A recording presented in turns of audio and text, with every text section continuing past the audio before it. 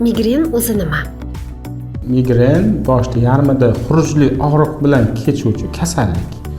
Xuruj davom etadi. Dastlab birinchi kun boshlansa, ikkinchi kun avjiga chiqadi, uchinchi kun o'z-o'zidan hech narsa bo'lmagandek o'tib ketadi. Migren va bosh og'rig'ining farqi nimada? Oddiy bosh og'rig'idan farqi migren boshda yarmida bo'ladi og'riqlar, ko'ngillilik qusadi, keyin yorug'lik, shovqin kuchaytiradi bosh og'riqlarni. Asosiy farq shunda. Migrenni qo'zg'atuvchi omillar nima?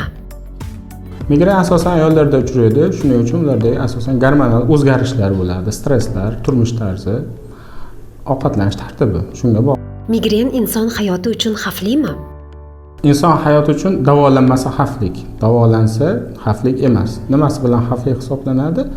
Migren bosh miya qon tomir kasalliklari, insult, boshqa kasalliklarga sabab bo'ladi. Migrendan butunlay xalos bo'lish mumkinmi?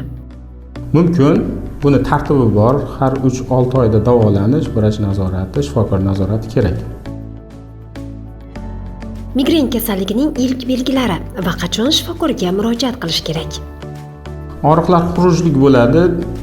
Og'riq qoldiruvchi dorilar ta'sir qilmasa, xurujlar tez-tez takrorlansa, albatta kechiktirmay shifokorga murojaat qilish kerak.